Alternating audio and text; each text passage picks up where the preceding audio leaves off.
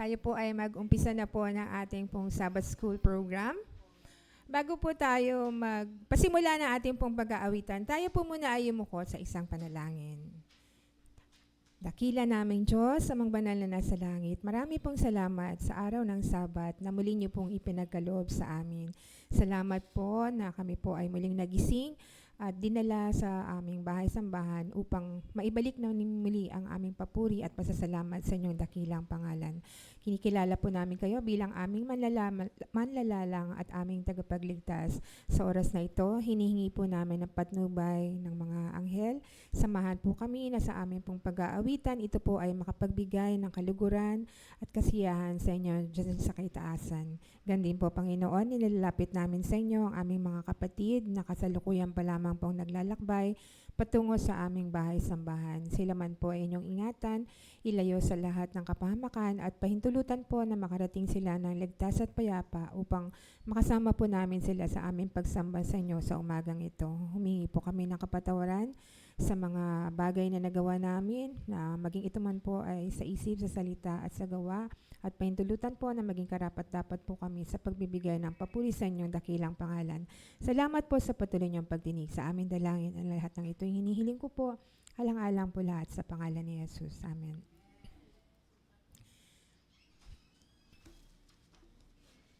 Para po sa ating unang awit, awitin po natin ang Hark 'tis the shepherd's voice I hear, as the hymnal 243.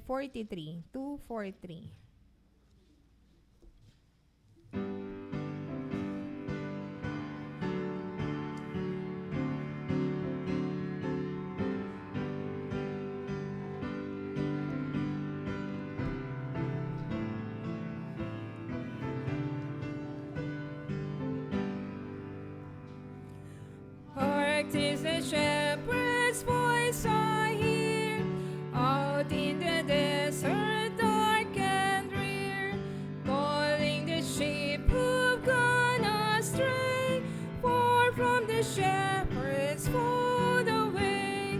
Bring them in, bring them in, bring them in from the fields of sin.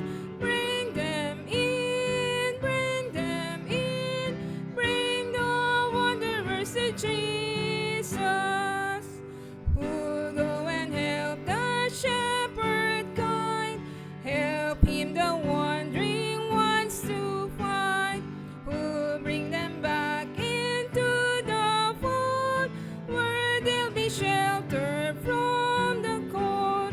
Bring them in, bring them in, bring them in from the fields of sin. Bring them in, bring them in, bring the wanderers to Jesus. Out in the desert hear their cry, out on the mountain wild and high. Hark, 'tis the Master speaks today, go find my sheep where'er they'll be. Bring them in, bring them in, bring them in from the fields of sin. Bring them in, bring them in, bring the wanderers to Jesus.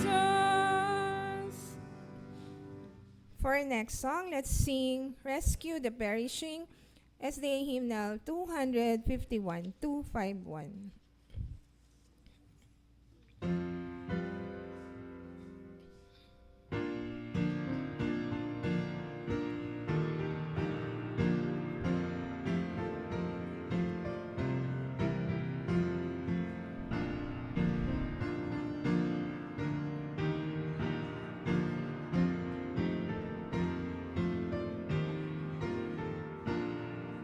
Sing. Rescue the perishing, care for the dying, snatch them in pity from sin and the grave. Weep o'er the erring one, lift up the fallen, tell them of Jesus the mighty to save. Rescue the perishing, care for the dying,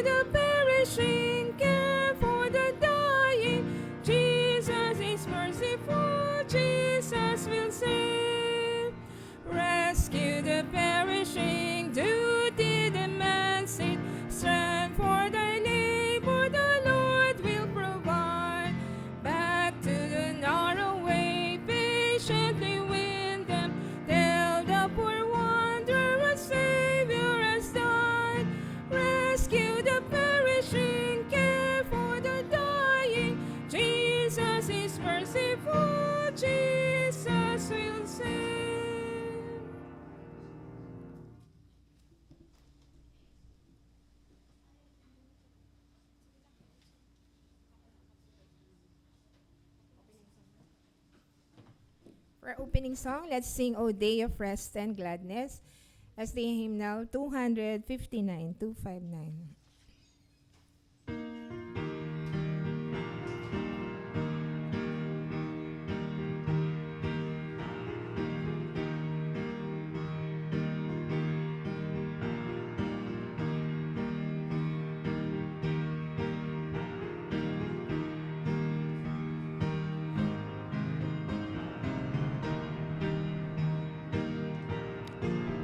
Let's all rise.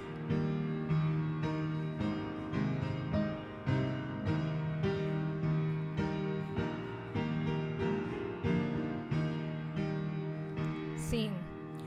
O day of rest and gladness, O day of joy and light, O balm of care and sadness, most beautiful, most bright, on thee the high and lowly, who bend before the throne, sing holy, holy, holy, to the eternal one.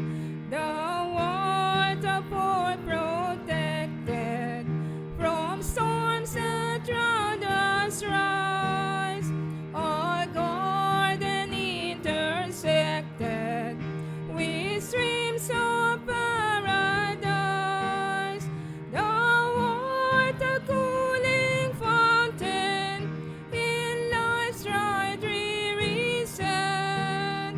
From thee, like Pisgah's mountain, we view our promised land, a day of sweet reflection.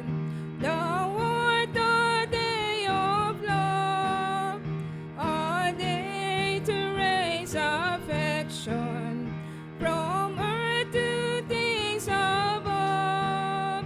New graces ever gaining from this our day of rest. We seek the rest remaining in mansions of the blessed.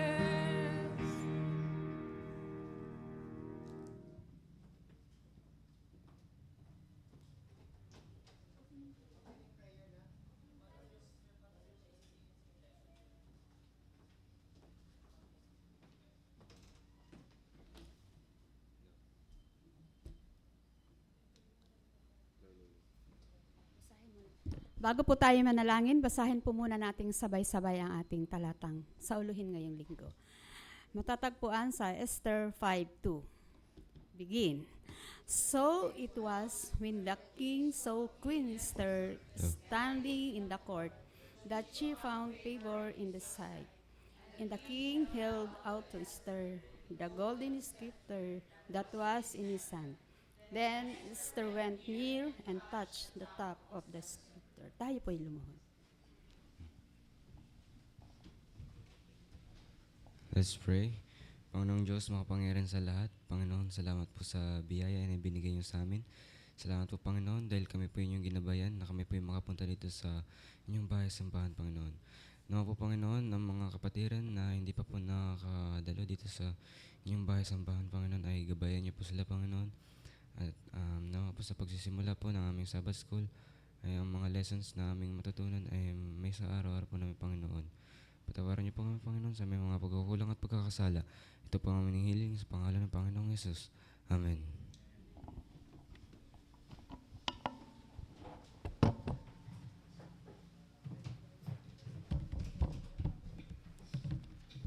Good morning. Happy Sabbath po sa ating lahat. Happy Sabbath. Wow, ang sigla naman natin. Ang ating pong paglilingkod sa umagang ito sa Sabbath School service, pangungunahan po tayo ng mga literature evangelist. Bagamat tayo ay parang kakapusin tayo sa oras, iniwasan ko lang po sila, sa ganong oras matatapos tayo. Purihin natin ang Panginoon at pasalamatan sa sanlinggong nakaraan na tayo ay pinagpala patuloy na pinalakas ang ating mga katawan, pinagpala ang ating mga pangangailangan. At narito, muli natin pupurihin siya sa banal na araw ng Sabat. Nais ko po munang, bago ko ipagkaloob ang mga paglilingkod sa umagang ito, sila na po ang patuloy na maglilingkod hanggang mamaya, nais ko po munang mag-report sa inyo. Hindi pa po ito kompleto, yung mga nagsiganap, wala pa.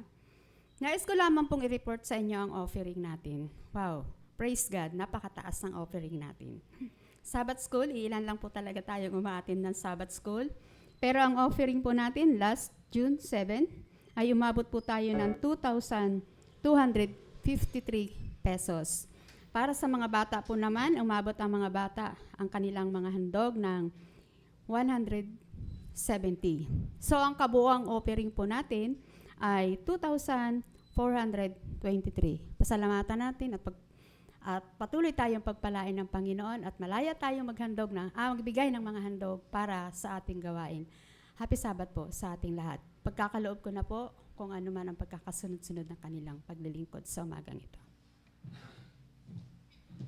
Ayan, happy Sabbath po sa ating lahat mga kapatid. Happy Sabbath.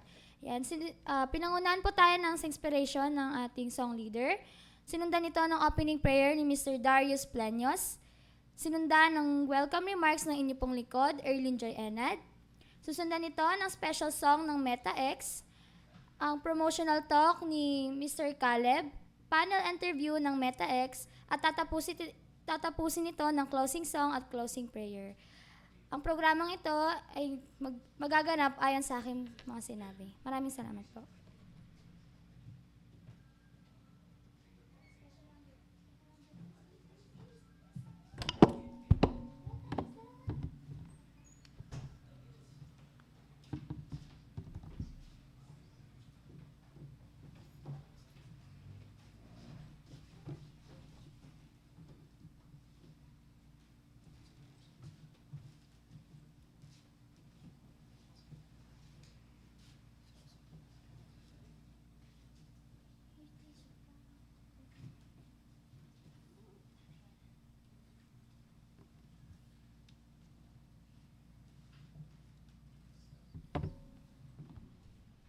Hello.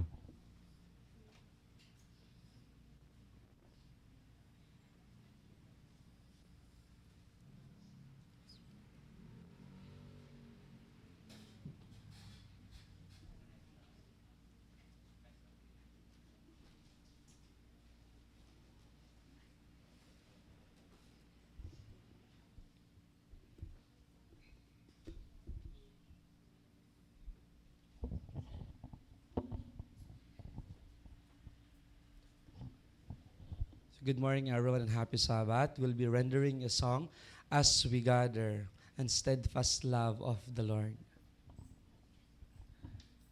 As we gather, may your spirit work within us. As we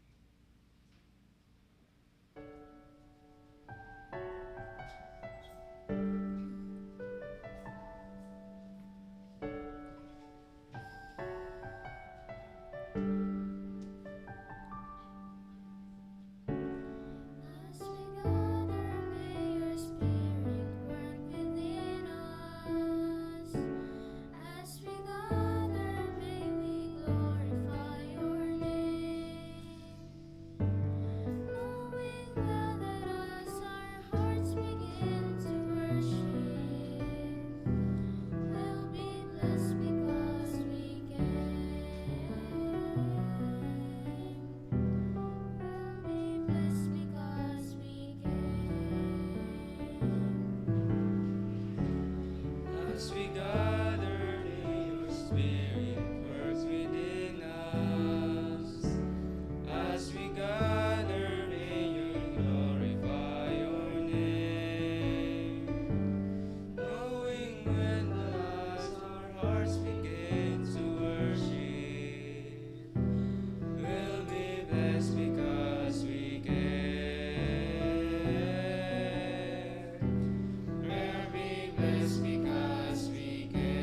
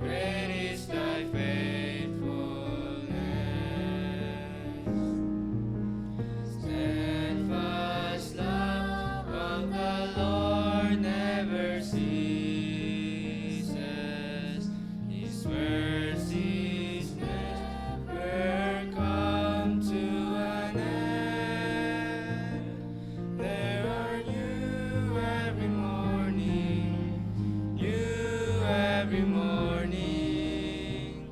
Great is thy faithfulness, O Lord. Great is thy faithfulness. New every morning, new every morning. Great is thy faithfulness, O Lord. Great is thy faithfulness.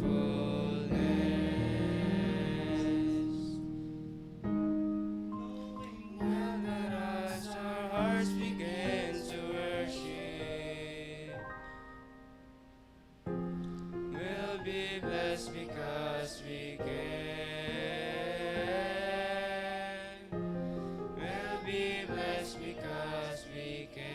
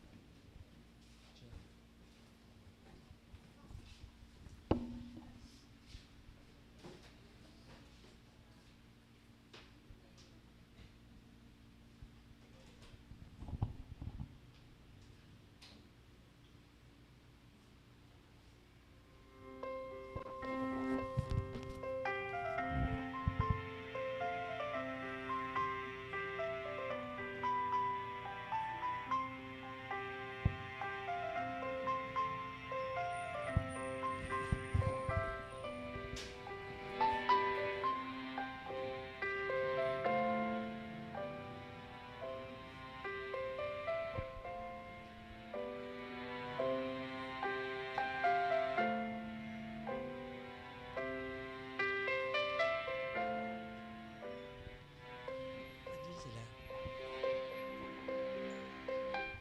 Joy, bakit na kayo?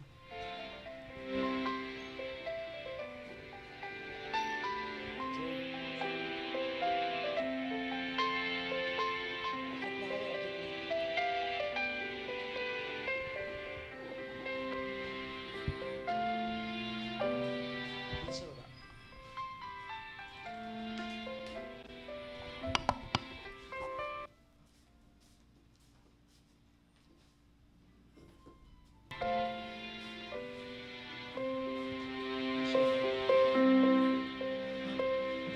Magandang umaga po sa ating lahat.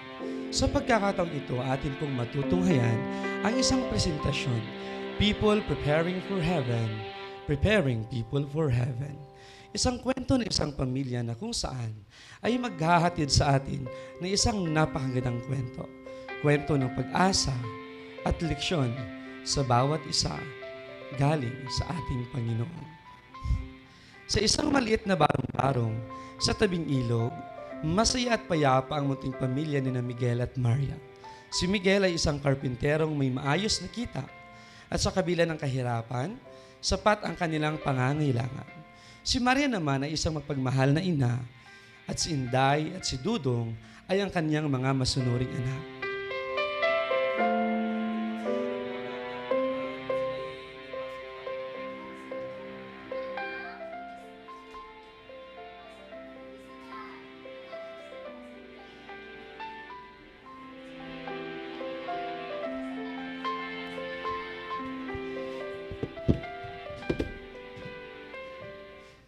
Dumadagundong ang halakhakan habang sabay-sabay silang kumakain.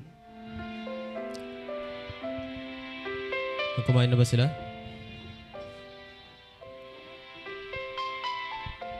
Pa, hindi pa. Ikaw, hindi ka ba kakain? Hindi pa kasi may trabaho pa ako. Kasi pinapatawag na agad ako ni boss sa site. Ikape, ayaw mo? Baka gusto mo munang magkape. Walang kain. Sige pa, malilate pa kasi ako. Kaya doon na lang siguro may pagkain naman doon. May free breakfast naman doon si sir. Oh, sige, mag-iingat ka. Bye-bye. Oh, mga anak, bilisan nyo na. Papasok pa kayo sa eskwelahan. Ngunit ang bawat liwanag ay may kaakibat na anino. Isang araw, biglang dumating ang unos.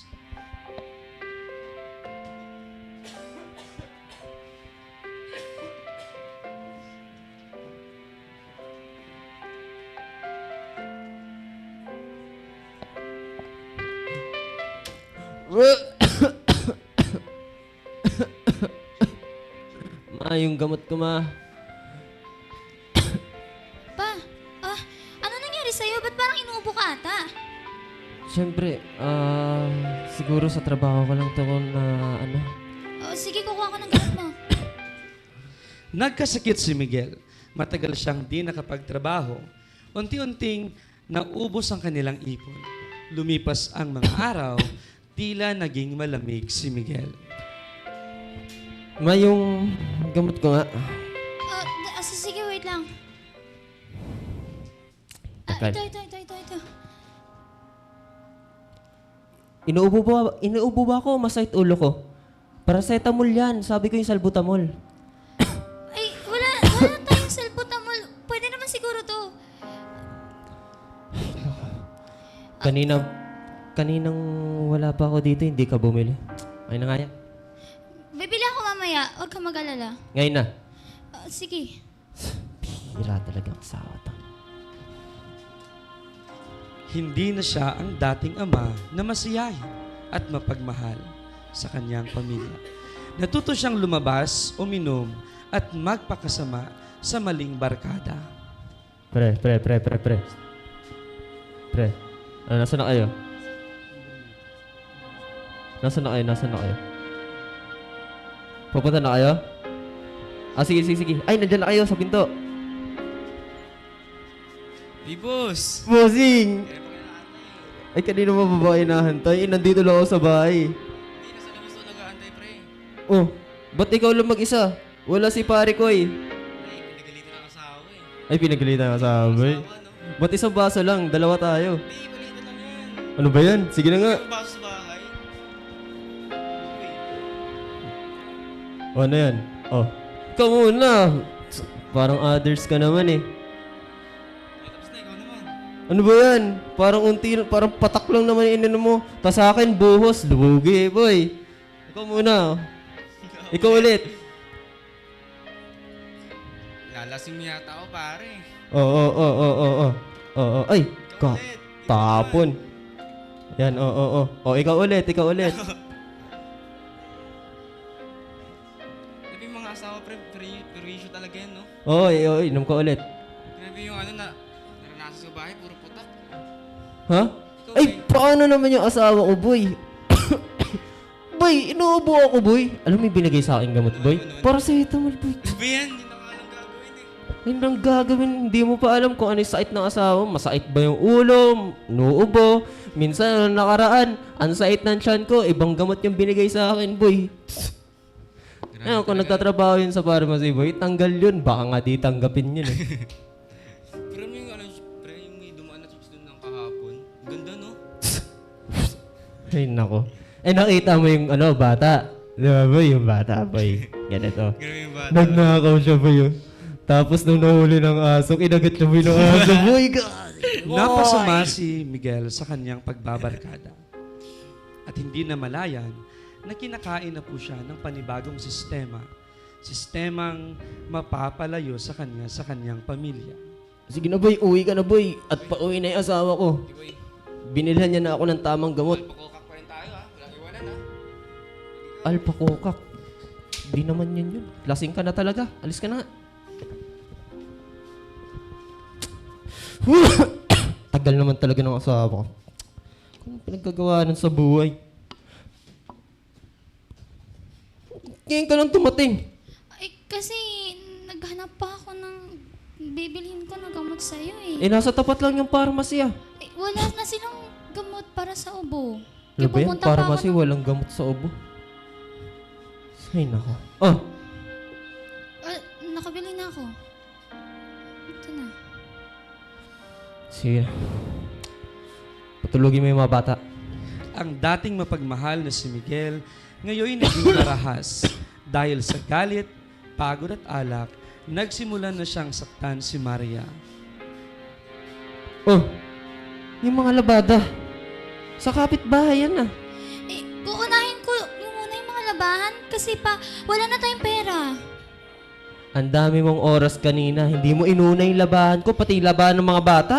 Kasi pa magkakapera ako dyan. Bira naman talaga. Oo, alam ko, kakapera ka dyan. Pero bakit hindi mo inuna yung sa kanila? Hindi pa hugas yung pinggan. Hindi pa linis yung kwarto ng mga bata.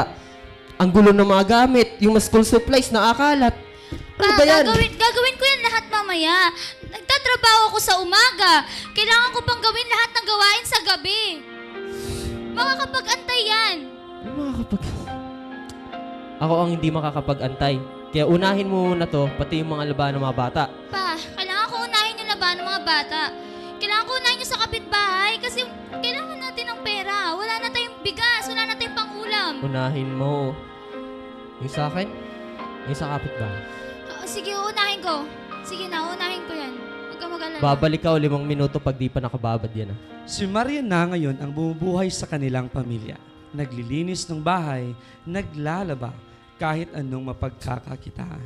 Pirang yan. Sa kapit, di mo pa rin. Alam mo, pag hindi mo ginawa yung pinapagawa ko, malalagot ka sa akin. Alam mo mangyayari? Pa, yung kapitbahay natin, kailangan na nila yung damit. Alam mo yung Kailangan gusto ko mo din ng- mangyari? Pa, Ha? kailangan natin. Pa, nasasaktan ako pa. Alam mo yung gusto mo mangyari, ha? Pa, tama na pa. Ang dami mong ginawa dito. Pa, nasasaktan ako. Sa bawat hampas, dumudurog ang puso ng isang inang nagtatanggol para sa kinabukasan ng kanyang mga anak. Pa, tama na pa. Ano, Kailangan nasaan na yung mga natin anak? to. Ha? Pa, tama na. Tama na. Sumasagot-sagot ka na? Hoy, Huwag mo sasaktan yung anak ko. makinig ka.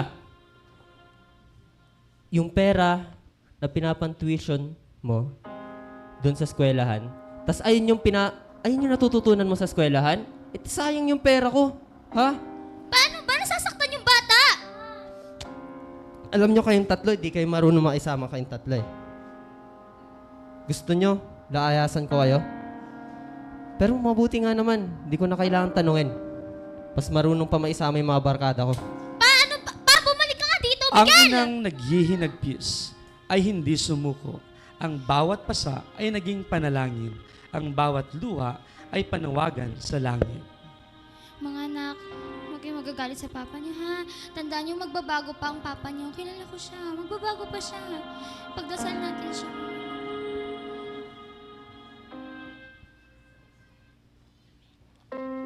Sa isang mainit na hapon, habang wala si Miguel at nasa paaralan ang mga bata, may kumatok sa kanilang pintuan. Ang mga literature evangelists, dala ang liwanag ng pag-asa sa anyo ng mga aklat. Sino yan? Ay, hello sir. Pasok ka. Ano po yun? Ako po ay isang literature evangelist. May offer ko para sa Oo, kung sakto, kailangan ko niyan. Maupo ka muna. Alam mo, nahihirapan ako. Kailangan ko nga to. Tsaka para sa anak ko, may pang kids ka ba dyan? Ayan, so, alam mo, yung asawa ko, kailangan niya mabasa itong mga libro na to para naman magbago na siya. Maraming salamat, ha? Ano nga pangalan mo? ako si Cyrus. Okay, maraming salamat, Cyrus. Tinitigan ni Maria ang aklat. Sa gitna ng kanyang paghihirap, nakita niya ang pag-asa. Kumuha siya hindi dahil sobrang pera, kundi dahil sobrang pangarap niya para sa kanyang mga anak. Pag-alis ng mga ilis, yakap niya ang aklat para bagang may bagong simula.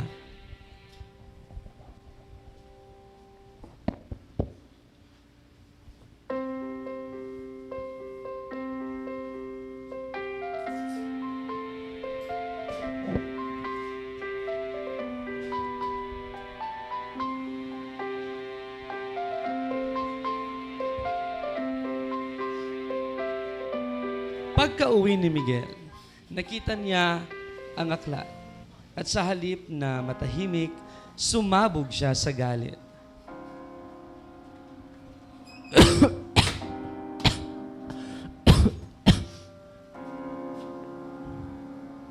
Ano to? Libro? Pa, alam mo, may literature evangelist kanina, nagbigay ng book para sa pamilya. Maganda yan para sa family natin pa. Literature evangelist, sino yun? Ano na naman yun? Sino na naman kinikita mo dito? Sino-sino pinapapasok mo? Binentahan ka ng libro, bibili ka ng libro. Oh, Maganda naman yan para sa atin, tsaka para sa mga anak natin. Ito, meron tayong may Bible story. Para nakakabasa sila kahit papano. yung pambili mo ng libro, dapat pinambili mo ng gamot ko, pati pambili ng mga school supplies ng mga bata. Pa, magtatrabaho ko ng extra. Dodoblehin ko yung trabaho ko. Kukuha pa ako ng labahan kahit sa kabilang barangay pa. Tignan mo, ubos na yung gamot, oh. Dapat pinambili mo na sana. Sige pa, maghahanap ako. Huwag kang mag-alala. Maghahanap ako ng paraan. Kinabukasan, di ko na makikita yan. Babalik mo yun doon sa Sino ba? Pa, Sino kinikita? sayang naman. Muling Basahin nag-init mo ang na. kanyang ulo sa harap ni Inday at Dudong. Sinaktan muli ni Miguel si Maria. Napasigaw ang mga bata. Tumulo ang luha ni Inday at ni Dudong. Yakap ang kanilang ina. Ibabalik mo to, ah. Pa, sayang naman. Sayang kung hindi ako gumaling. Wala nang gamot dyan, oh. Pa, alam mo, yung libro na yan, kapag binasa mo, magbabago yung isip mo. Sasabihin mo na magbabago yung isip ko? Ha? Ano mo hindi magbabago? Ha? Alam mo hindi magbabago, ha? Nasasaktan ako! Ay, tama na tayo. Nasasaktan na si nanay. Pati ikaw. Pati ikaw. Pares kayo ni Dodong. Ha? Yung pera na pinapantrabaho ko, diretso yun sa tuition nyo. Huwag mo sasaktan yung anak mo, Miguel! Huwag mo sasaktan. Ha? Huwag mo akong puputulin. Ganon din. Parehas din kayo. Ayun ba yung natututunan niyo sa school? Ha? Ayun yung natututunan niyo sa school? Hoy, sumagot ka sa akin.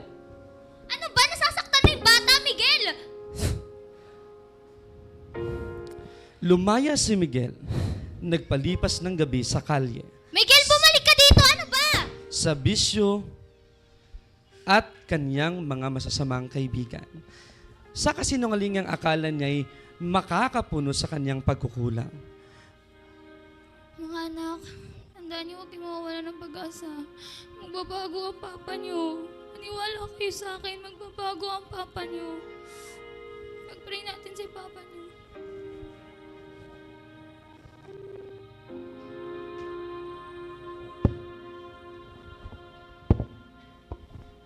Sige na, magpahinga na muna kayo.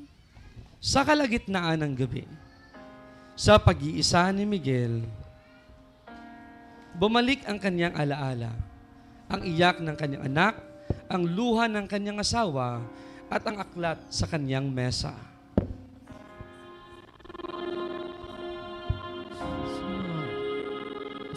Asawa ko pati yung... Ako.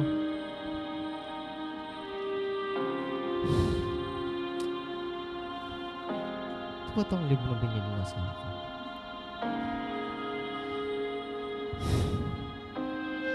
Oh, kilala ko to. Nabasa ko na siya dati.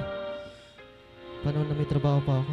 Tahimik, hawak niya ang aklat, binasa niya, at sa bawat pahina, tila may kumakausap sa kanyang puso. Ang isang pagkakataong lumuha si Miguel, hindi sa sakit kundi sa pagsisisi.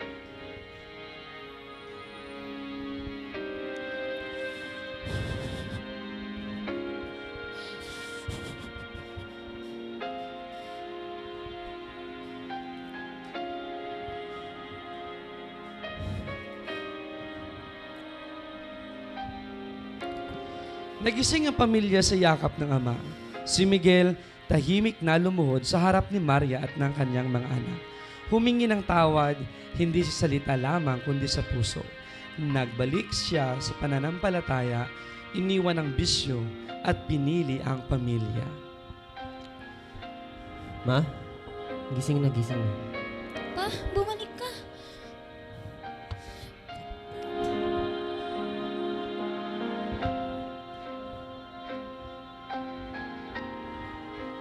Pagigising mo yung mga bata. Pinagluto ko kayo. sige. Anak, gumising kayo. Nagluto papa niyo. Dodong, gising. Bumalik na ang papa niyo. Masakit pa ba? Masakit pa ba? Pasensya na. Dodong, Sabi ko sa inyo, magbabago pa ang papa niyo eh. Tara na. wait lang. Sandali lang. Dito muna kayo. Ma, pasensya.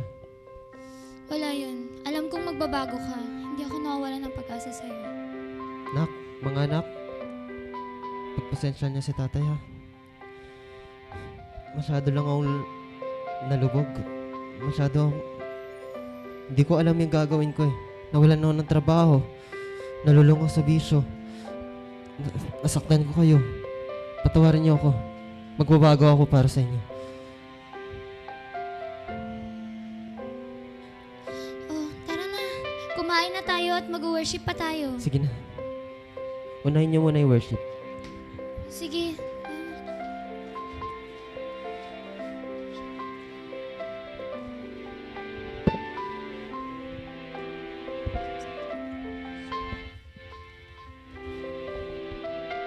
Tara, luhod tayo.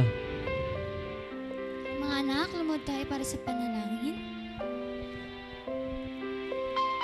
Ngunit hindi natutuwa ang kadiliman sa mga pagbabago.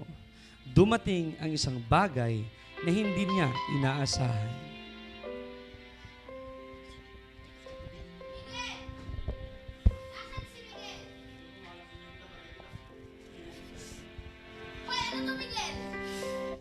Miguel, sino to? Anong ginagawa niyo sa pamamahay namin? Sandali lang. Wag. Miguel, akala ko ba hindi mo iwan ang grupo? Uy, wag mo sasaktan yung anak ko! Wag. Lumod ka. Ano ang pipiliin mo, Miguel? Ako ang Panginoon mo. Miguel, sino? Piliin mo ang Panginoon. Wag mo sila sasaktan. Ano ba? Bitawan niyo yung asawa ko! Ano, Miguel? Papatayin mo ang pamilya mo. Sino ang pipiliin mo? Ako ang Panginoon mo. Miguel, piliin mo ang Panginoon. Isa. Wag, Miguel, piliin mo ang Panginoon. Mawawalan ka ng pamilya. Wag. Kung sasaktan yung mga anak namin. Wag. Wag sila. Bigyan nyo. Aslo! Wag. Nakikiusap ako. Huwag mo sasaktan yung mga bata! Ano ba? Nakikiusap ako, wag. Wag.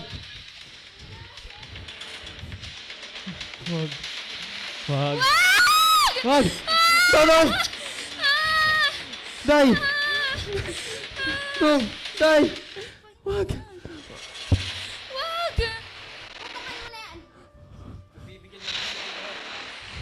Wag! Wag.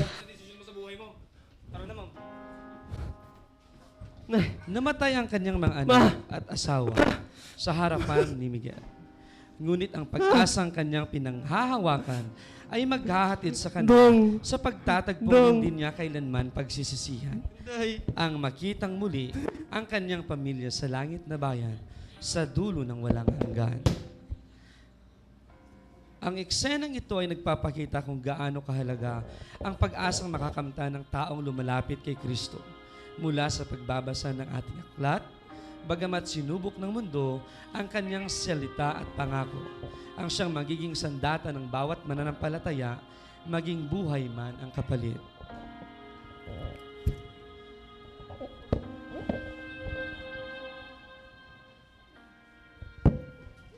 Alright, magandang umaga po sa lahat. Inyong natungayan ng isang pahayag na kung saan nakita po natin ng isang kwento ng isang pamilya na sinubok ng isang karanasan. At nakita din po natin kung paano kumilos ang Panginoon sa pagbabago na meron ho, ang pag-asang meron ho ang bawat isa. Sa mga kwentong ating natunghayan, ay naway nakita natin ito ang isang magandang pag-asa na maghahatid po sa atin sa katiwasayan at pananampalataya, higit pa sa pag-ibig ng ating Panginoon. Sa ngayon, ang grupo ng kabataang ito ay maghahandog ng isang awit. Ito po ay pinamagatang Make My Life an Hallelujah.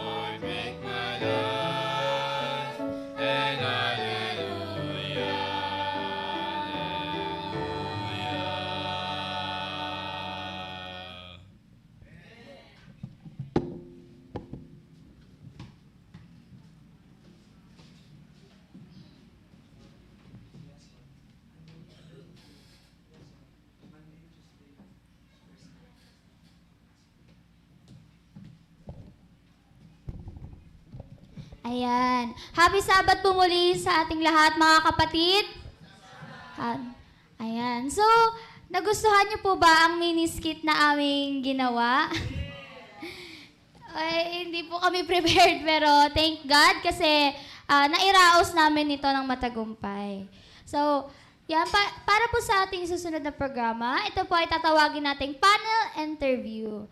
So, makikilala natin ang mga literature evangelist na mga kabataang kasama ko dito ngayon sa aking harapan. Pero bago tayo magsimula sa ating mga katanungan, pwede ko bang tawagin muna si Daphne para siya ay magpakilala?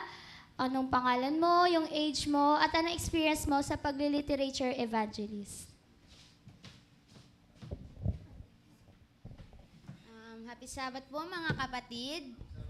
Ako nga po pala si Daphne Joynoy Hombre and I am 14 years old and taga Santa Mesa Heights po. Ang aking experience po sa pagkakanvas, mahirap man po siya pero hindi po yun yung rason para di tayo makapag-share ng gospel ng Panginoon. Masaya po ako dahil marami po kaming mga nainggan yung mga tao, iba't ibang ugali, expression at ang kanilang pakikitungo sa amin. At ako po ay nagpapasalamat kasi po marami po kaming nabentahan ng mga libro at marami pong na-share sa gospel ng Panginoon. Ayan, amen. Amen mo po mga kapatid, ano? Yan, sa mga murang edad pa lang nila, nagagawa na nila ang isang gawain na para sa Panginoon. So, Miss Daphne, may question pa po ako para sa iyo. Dito ka muna sa harapan. Ayan. So, ito ang unang katanungan ko para sa iyo. Paano tumugon sina Ruth at Esther sa panawagang mas malaki kaysa sa kanilang sarili? At ano ang may tuturo sa atin ng mga literature evangelist mula sa kanilang halimbawa? Ipinakita ni Ruth ang tapat na pag-ibig kay Naomi at ipinamalas ni Esther ang matapang na pananampalataya sa harap ng hari. Ganito rin ang mga literature evangelists lumalabas sa kanilang comfort zone, tinatanggap ang pagtanggi ngunit patuloy na nagbabahagi ng pag-asa. Ang kanilang dedikasyon ay sumasailalim sa katapatan ni Ruth at lakas ng loob ni Esther. Ayan. So, thank you, Miss Daphne. Ayan. Para naman sa ating second question, pwede ko ba ang tawagin si Prince Andre Mata para magpakilala at ay, ikaw ba? Ay, sorry. Ayan, pasensya na mga kapatid. Mukhang inaantok pa ata ako. Ayan, so Andrea, pwede ka bang pumunta sa harapan? Name, age, at anong experience mo sa pagli-literature evangelist? Magandang umaga po sa ating lahat at happy Sabat po. Ako po pala ay si Andrea Benawe. Ako po ay 11 years old at ang experience ko po sa pag-LE ay kahit mahirap ang pag-LE ay dapat pa din tayong magbigay ng trust sa ating Panginoon dahil siya na ang bahala. Amen. Ako, Andrea, hindi pa tayo tapos. Hindi pa tayo tapos, ba't nag-walk out na agad kayo? Ayan. So ito ang katanungan ko para sa'yo.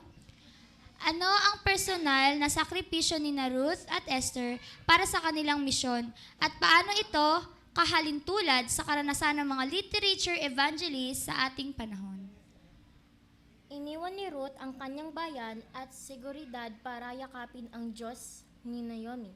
Si Esther naman ay nalagay sa panganib nang lumapit siya sa hari. Gaya nila, ang mga literature evangelist ay nagtitiis ng pagod, pagtanggi at kakulangan sa pananalapi. Ngunit nananatili silang nagtitiwala sa layunin ng Diyos. Ayan. So, thank you, Andrea. Alam niyo po mga kapatid, ranas na ranas po namin ito na naglalakad kami nang wala kaming pamasahe. Nilalakad namin minsan yung sa may Pasay para lang, syempre, may pamigay natin ng salita ng Panginoon gamit ang ating mga books. Ayan. Maraming salamat, Andrea. Maari ko namang tawagin si Mr. Pogi, nating pinakabatang literature evangelist. So, yung iilan po dito na nakakakilala kay Andre? Yes, ang ating pinakabatang literature evangelist. So, Andre, pakilala ka sa kanila. Magandang umaga po sa atin lahat. Ako po si Pinsan Jadan Samata and I am 10 years old. Yung experience ko po sa pagiging literature evangelist ay kahit mapagod ka man, ay meron mga blessings na maaabot mo. Ayun. So, Andre, ito ang katanungan ko para sa'yo, bebe. Paano hinanda ng Diyos sina Ruth at Esther sa kanilang misyon? At paano hinahanda ang mga literature evangelist ngayon sa kanilang gawain? Sa pamamagitan ng pagiging masunurin ni Ruth sa bukid ni Boaz at ang pagsasanay ni Esther sa palasyo, sila ay hinubog para sa mas malaking tungkulin. Gayon din ang mga literature evangelist ay dumadaan sa pag-aaral ng Biblia. Pagsasanay ng pakikitungo sa tao at pang-unawa sa kultura ng kanilang binabahigan. Ayan, so mga kapatid, itong batang ito ay sinanay din kagaya nila Ruth. Alam niyo po, siya po ang pinakabatang LE namin na mga kasama namin. Nung una, nahihiya pa yan siya. Ayaw niyang lumapit sa tao, nagtutulakan pa sila ni Andrea. Pero, thank God, kasi si Andre na mismo ang lumalapit sa mga tao ngayon at nagbabahagi. Ayan, thank you, Andre. So, pwede ko bang tawagin ngayon si Mr. Pogi number 1? The floor is yours. Ayan. So, magpakilala ka muna sa kanila, age at experience sa pag-literature evangelist. Hello everyone, happy Sabbath. I'm Darius Isaiah C. Pleños, 17 years old from Project 8. Yung experience ko po sa pagka-canvas ay masaya kasi madami kaming na-reach out na souls. So, sabi nga ni Sir, more sales, more souls. So, yun lang. Ayan. Naku, thank you, no. Tama nga naman, more sales, more souls. Ayan. So, ito ang katanungan ko para sa'yo. Paano nagdulot ng pagbabago ang misyon ni Ruth at Esther at paano rin nagbago ang buhay ng mga tao sa pamamagitan ng literature evangelist?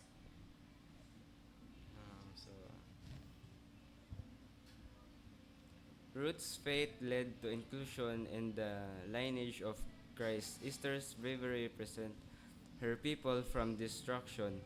Literature evangelists bring spiritual transformation, introducing Jesus through books and nurturing faith. Sharing a mission book can ignite a life-changing journey. So, minsan nga po dun sa Africa ay may isang literature evangelist na nag-sell ng book sa isang tao. So, yung isang tao po yun ay binahagi niya po yun sa kanyang mga kakilala. Hanggang sa nagkaroon na siya ng tagapagsunod na 25,000. So, biruin niyo po yun. Sa isang libro, nagkaroon siya ng 25,000 at na-convert ito sa pagiging Adventist. Ayan, So, yun lang. amen. So, napakalaking miracle na ng mga kapatid sa isang libro. Ilan yan? 25? 25,000. 25,000 ang nabinyagan. Opo. Yes, nako, napakalaking miracle. Thank you, Mr. Darius. At para sa ating panghuling katanungan, maaari ko bang tawagin ang aming poging pastor? Magandang umaga and happy Sabbath po sa ating lahat. Oh yeah, I'm the leader of the band. Pangunahi pong pinagkaloob ng Panginoon sa atin na paglingkuran po ang mga kabataang ito sa pangunguna po ng inyong lingkod sa publishing ministry under Central Luzon Conference. So ngayon, narito po, actually dalawang grupo po kami ngayong Sabat. So we are actually 15, but we decided to divide our group into two. Other group serving the Caloocan Center Church for the same program. At the same time, kami naman po ay narito. So, we are mixed students from Mountain View College and LAC and some nearby high school and private or public schools dito po sa Quezon City. Na mga kabataang ito ay mga young volunteers na atin pong mga karatig na mga iglesia. Sa ngayon, narito po kami para kayo po ipaglingkuran na isang espesyal na programa. Ayan, ako, thank you, Sir Jeff. So ito po ang katanungan ko para sa inyo. Paano ipinakita ng kwento ni na Ruth at Esther ang kahalagahan ng pagtutulungan at pagkikiisa sa Diyos?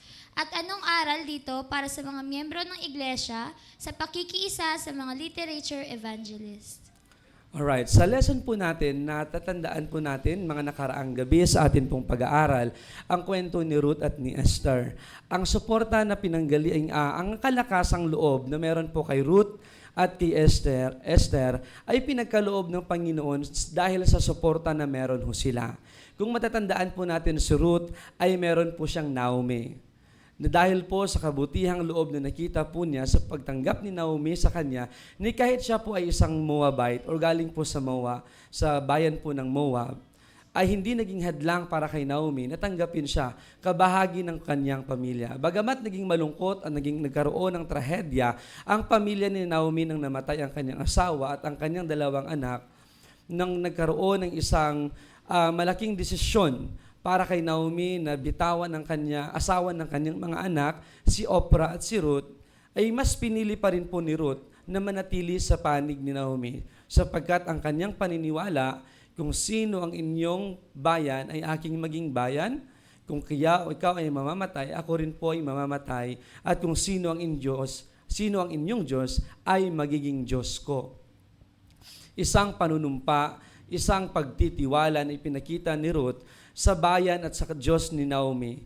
At ito'y nagbuklod sa kanila sa isang pananampalataya. So, ang suporta na meron kay Ruth, ayon sa katanungan, ang kahalagahan ng pagtutulungan at pakikiisa sa Diyos ay isang sandatan ni Ruth para maging isang tunay na kaanib ng miyembro ng bayan ng Diyos. Ganon din po kay Esther, kasi sapagkat ang lesson natin ay nagpapahayag ng dalawang mahalagang kwento, kay Ruth at kay Esther, sa kabilang mahalaga at magkakaibang panahon.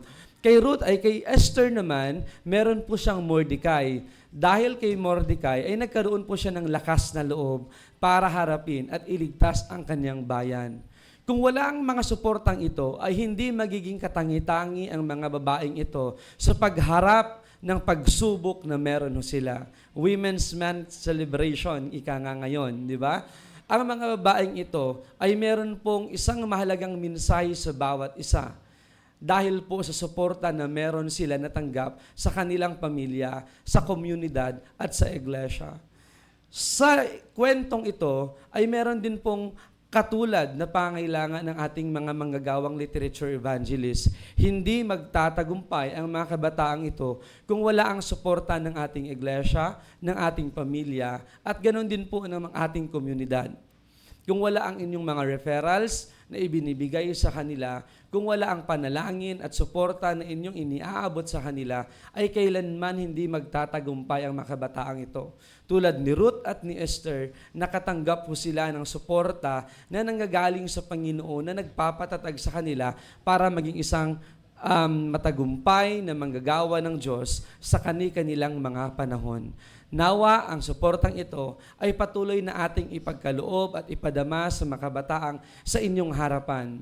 Ang gawain ay malawak at kakaunti lamang ang mga gumagawa. Suportahan po natin ang may kusang loob sa pagsasagawa ng mga bagay na ito. Maraming salamat po and happy Sabbath po sa ating lahat.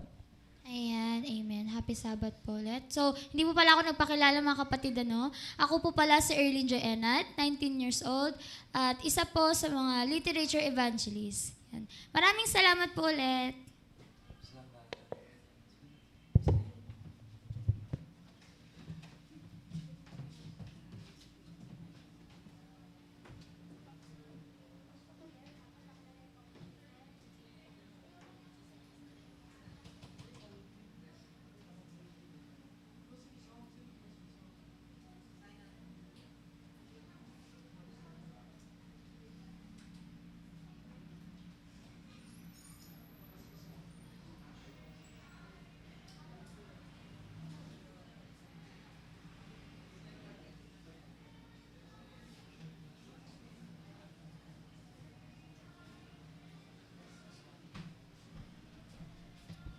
Yan, happy Sabat po muli mga kapatid. Yan, happy Sabat po. Yan. So sa mga hindi pa po sa akin nakakilala, ako po si John Calabay Derecho and I am an incoming second year college student sa Northern Luzon Adventist College.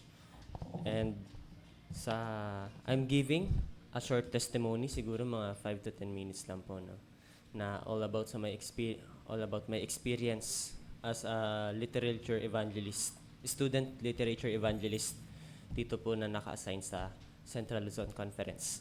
So,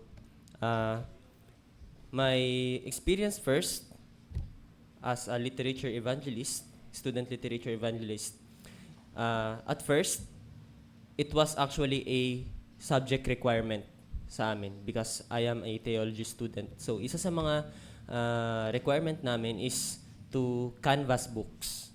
And actually, it is in the maximum or minimum of 5,000 sales, and then we can pass, pwede na naming ipasa yung receipt na pwede ko pong ipakita sa professor na na-achieve ko na po or na-meet ko na po yung 5,000 na kailangan ma-meet para sa aming subject requirement. But I realized na after nun, dahil nga naka 5,000 na ako, there is something that moves in my heart. There's something that changed. Na canvassing work is not just a subject requirement, but it is a mission to be fulfilled. It is something that it is a work that is second to none, according to Ellen G. White Co-Pultor Ministry. And it requires the guide of the Holy Spirit, enable for us to be successful to sell books to the unreachable. This work, it reaches the people who are non-Adventist. This work reaches the people who are unreachable. When we see pastors, elders speaking in front, every church meeting, even in midweek, even in Vesper, even in Sabbath, tayong dito man nasa congregation, tayo lang yung nakakarinig nun. But this canvassing work, through books na nabebenta natin sa ibang tao, this is what I realized. Na sa pamamagitan ng canvassing work, yung mensahe na papahayag natin sa iba, ang mensahe na ay maaari nating maipahayag doon sa mga hindi nakarinig ng mensahe, na hindi pa nakakabasa at hindi pa nakakaalam ng kung ano yung pwedeng gawin sa kanila ng ating Panginoong Jesucristo tulad ng ginawa ni Jesus Christ para sa atin. That's why we're here. And that is what I realized during this canvassing work. That's why I still continued. And that's why sa pamamagitan ng canvassing work, beside of realizing that canvassing work is not just a subject requirement, but it is a missionary work, I also grow up. Nag-grow din po talaga ako. And personally, I developed my leadership. I developed my personal time management. I developed my approach to the people, because I am going to be a pastor in the future, and canvassing work, it helps me to develop socially, to talk to other people, no, to sell books, and that is what I learned in canvassing work. That's why I recommend to everyone that to be a part of the canvassing work, because this missionary work can help people to know Jesus Christ more, and to us individually to spiritually, socially develop. That's why I am recommending this. That is why I'm promoting this, because it helps me personally, and it also fulfill our great commission, and that is to spread the gospel. and the love of Jesus Christ to everyone. Yun lamang po, and happy Sabbath.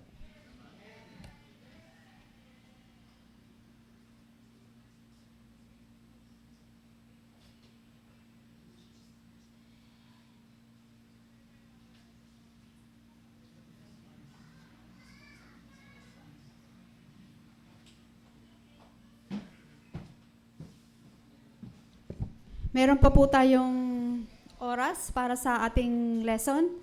Kuya Johnny, pwede po kayong manguna para sa mga tanong at kaunting pasada pa rin po kasi meron tayong mga tanong o meron tayong mga gustong ipaliwanag pa o karagdagan para po lumawig. Napakaganda ng ating lesson ngayon about Esther at saka si Ruth, kung paano sila naging matagumpay. So gusto ko pong maunawaan natin ito, lalo na sa mga kababaihan.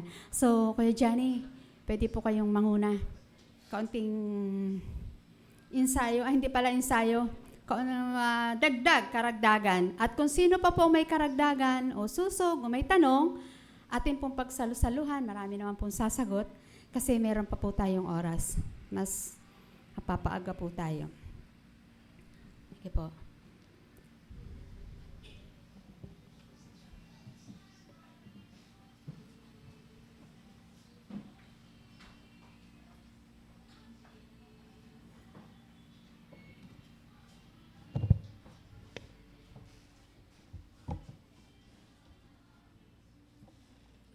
Kaya sa ating lesson review, sa ating lesson ngayon nga week, binanggit dito yung dalawang babae. No, si Ruth at saka si Esther. Now, dito sa kwento ni Ruth, ito ay pwede nating ihalin tulad na as a parable to explain the plan of redemption. No? Alam naman natin na si Ruth ay nakapag-asawa sa mga anak ni Naomi. Galing sila sa Bethlehem, mayroong famine sa Bethlehem, kaya napilitan silang umalis. No? Sa pag-alis nila, at naibenta yung lupa nila. Kaya lang, pagbalik nila, ay meron silang ugali o kultura na pwede mo i-redeem, pwede mo i-buy back yung property mo. Kasi bawal naman talaga ibenta. Ano yung, di ba, nahati-hati yung land of Canaan sa 12 tribes of Israel. So, pwede mong i-buy back, no? So, alam naman natin na what was lost here ay nawala yung yung inheritance. Just like Eden, in Garden of Eden, Adam and Eve lost their privilege in the Garden of Eden because of sin. So ganun din ang nangyari sa pamilya ni Naomi. They lost their inheritance because they suffered. There was famine, no, due to the ang nangyari sa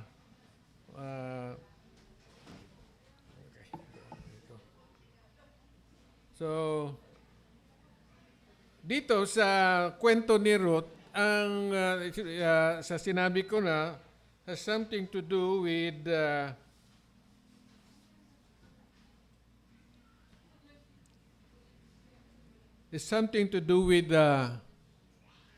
redemption story na mayroon ding redeemer. Sino yung nag-redeem? Si Boaz na nag-symbolize ito kay Jesus Christ as our redeemer, no? And dito, pag-redeem din dito, mayroon din problema kasi mayroong relatives. Ang may karapatan talaga mag-redeem dito ay relatives. At ito ang nangyari na it symbolizes itong relatives na gusto din ay si Satan na gusto din i-redeem. But dito makikita natin na God arranged for Ruth to meet her Redeemer, Boaz. In the way he treated Ruth, we can see a clear example of how Jesus treats us. So, Boaz encountered an obstacle when it came to redemption. There was another suitor. And the next of kinsman symbolizes Satan, who believes he has the right over us and our planet. Kasi alam natin na inangkin naman ni Satan ang planet when our first parent fell into sin. So, dito makikita natin that on the basis of redemption, he achieved on the blood of Jesus, which he shed to free us from the power of evil and the plans of the evil one. Okay? So, yun ang nakukuha natin sa kwento ni Ruth, na it symbolizes the plan of redemption when Jesus Christ died on the cross. Now, doon naman sa question ni Esther, ay story ito sa maaring mangyari in the last day events where God's people will suffer persecution. So alam naman natin, what made Easter strong is that there was a threat in the life of the Jew na papatayin yung mga Jew. And ginamit ni Satan dito ay si Haman. No?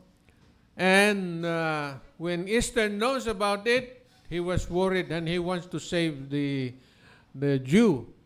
So what Esther did was he asked the people to pray and fast for 3 days kasi pupunta siya sa hari without being invited to intervene or intercede in behalf of the Jew. At alam natin na God was able to make Esther intervene when he entered the king's palace. Kasi pag hindi ka imbitado ng hari, papatayin ka kung papasok ka na walang paalam. So eventually, nakapasok si Queen Esther and he was able to plead and pinakilala o pinahayag niya ang plano ni Haman para sa kanyang mga tao. So, it was a decisive hour. Esther was the woman God had placed in the right place in the right time. Despite her initial fears, he decided to fulfill her mission, even the rest of his own life. So when the persecution of the church ended in 1798, Satan focused his attack on a faithful church that was emerging. The remnant church, the Adventist church, though imperfect, is called to fulfill God's mission of the decisive moment. Remain faithful to God's commandment when the whole world tramples them underfoot. And finally, the Jews were freed and celebrated a great feast. So, yung na save ni Esther, yung mga Jew, they celebrated a feast called Purim. Purim will be a continual feast lasting not just 2 days but an eternity. So, itong kwento ni Ruth and Esther, it symbolizes on how God, the plan of redemption and how God will protect His people na dadanas man tayo ng persecution. You know, mga kapatid, pag nag-aral tayo ng prophecy, let us not dwell on the hardships. No? Let us dwell on the deliverance. Na God's people, dadaan man tayo ng hardship, God will deliver us. And another thing, what made Esther strong? What made Daniel strong and his 3 friends? What made Jacob strong and he was able to endure and struggle with the angel is when they humble themselves and submit themselves to the will of God. True repentance and the forgiveness of our sins will make us strong and be able to overcome our struggle because God will never leave us. So yan ang ating makukuha sa ating lesson na week, na huwag tayong matakot, no? Ang kaya ayaw ng mga tao pag-aralan ang prophecy kasi para it entails fear, no, sa atin. Pero huwag nating tingnan yun kasi we have a powerful God. He did it to Daniel and his 3 friends. He did it to Queen Esther. He did it to Joseph. All of these stories are stories of assurance and protection from our God.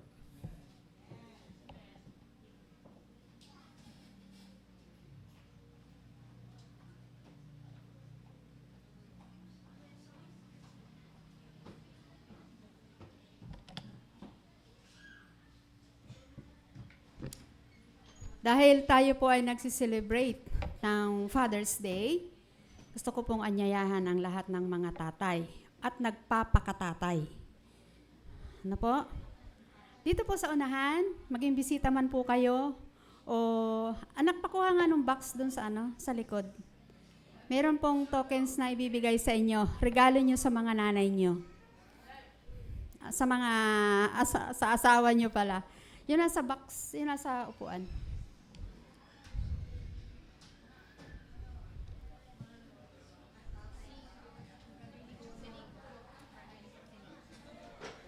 Yung pong mga tatay. Alam ko naman po kayo yung nagpapakatatay talaga. Yung pong hindi tatayo, ibig sabihin hindi kayo nagpapakatatay. Di ba? Ipakilala yung tatay na tatay kayo. Lahat po ng... Oh, may bisita po pala kami. Si brother... Ay, si Nico. Okay. Ito yung mga member namin sa NPC. Wow. Sobrang sexy na ni Nico ngayon, kaya hindi ko nakilala. Napakaliit pa nito. Ito yung mga kabataan nung sa amin. Welcome po kayo sa aming Sabbath School. Wala na po ba?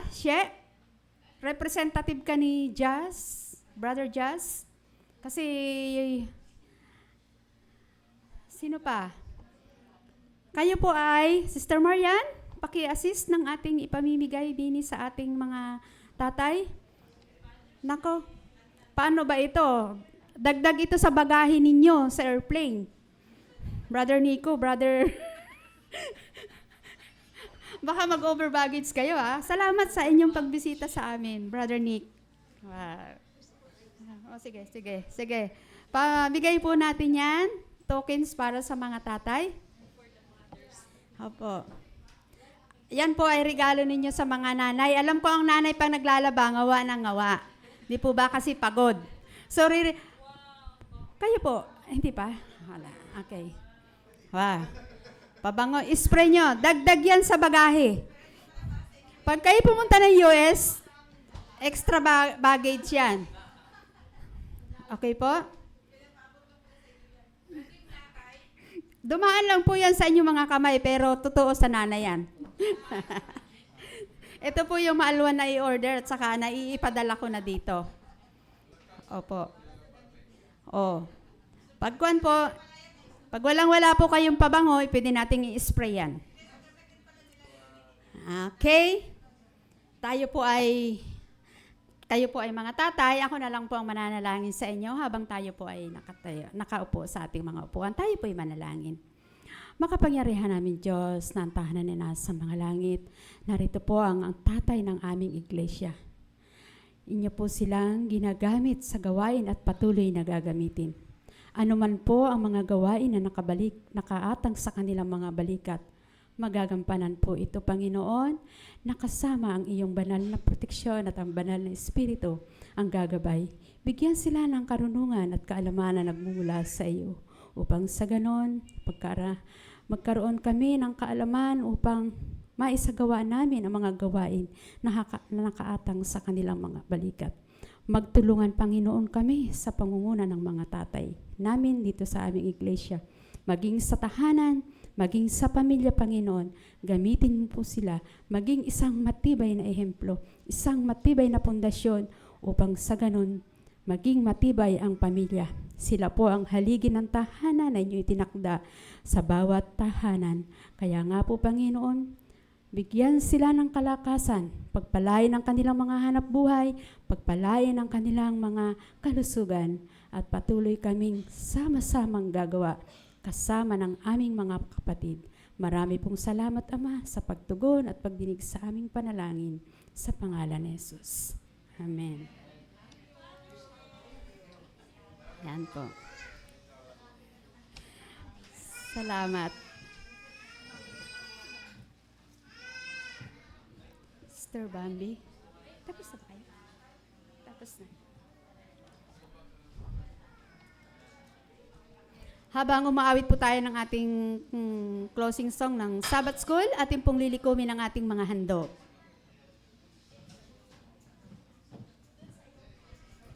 For our closing song, let's sing I Will Go With My Church.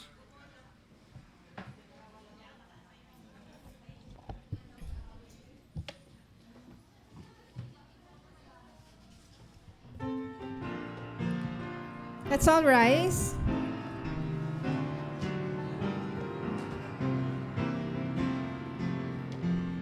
Commissioned by a loving God to go, the church must really need to know. Here and there, equip each one to, who will give the rules so others may do. Yes, oh yes, I will go with my church, an urgent to the old high God's church, proclaim God's love, prepare one and all, by living like Christ, make each man home. You and I be involved, no time to waste. Reach the world, go serve, heal and teach. As Christ's disciples we must soon. Christ is coming, so share this blessed hope. Yes, oh yes, I will go with my church, an urgent to the old high God's church, proclaim God's love, prepare one and all, by living like Christ, make each man whole, not by might nor by power, but by His Spirit. This is my vow, I will go. Oh yes, with my church I will go. I will go.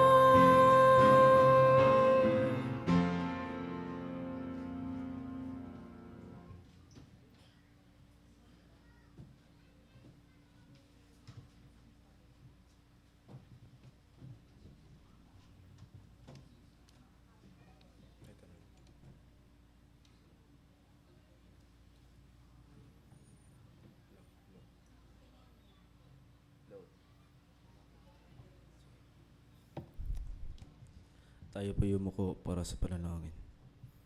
Manaming Diyos na pangalan sa lahat. Panginoon, kami po ay napapasalamat sa panibagong araw at panibagong sabat na binigay niyo sa amin, Panginoon. Gaya din po sa mga blessings na binigay niyo sa amin, Panginoon.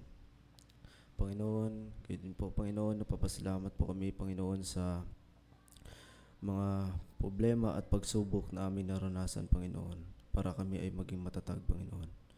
Panginoon, kami po ay napapasalamat sa pagmamahal niyo sa amin, Panginoon. Panginoon, kami po ay inyong i-bless, Panginoon, at gabayan, Panginoon, sa araw na dadating, Panginoon. Panginoon, kami po ay humingi ng magandang kalusugan, Panginoon. Patawarin niyo kami sa aming pagkukulang at pagkakasala. In Jesus' name we pray. Amen.